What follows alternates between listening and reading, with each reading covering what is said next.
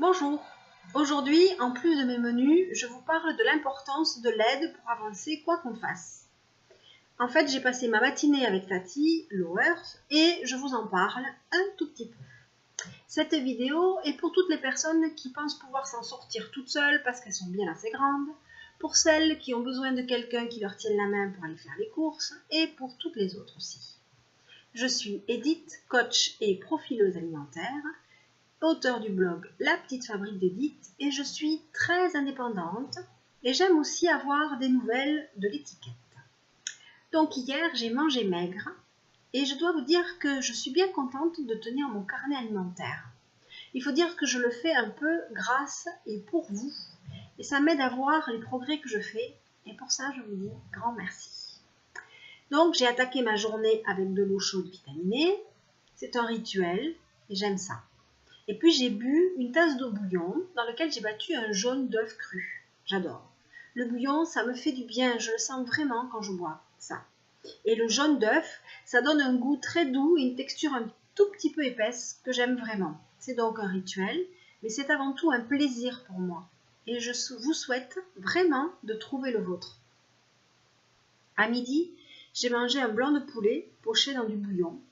C'est délicieux le blanc de poulet cuit comme ça. J'en ai toujours dans le frigo, d'abord pour mes jours maigres, et puis aussi je l'utilise quelquefois dans les préparations familiales. Et puis le soir, j'ai pris un peu de potage de courgettes, et à chaque repas, j'ai mangé quelques craquelins. C'est bon pour mon transit qui reste malgré tout un peu compliqué. Et grâce à ma conversation avec Tati Lower, je crois que j'ai compris pourquoi. Ça, c'était pour les repas. Maintenant, notre sujet du jour. Le fait de comprendre des choses et des fonctionnements internes grâce aux échanges. Il faut que je vous dise que c'est Tati Lower qui m'a formée au coaching alimentaire. Elle est l'auteure de plein de livres inspirants sur la nutrition et je vous mets un lien vers son site dans les commentaires pour que vous puissiez aller voir ça.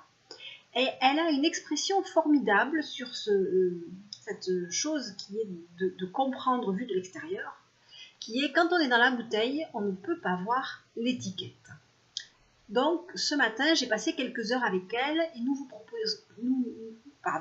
préparons quelques surprises et je ne vais pas tout vous dire ce soir.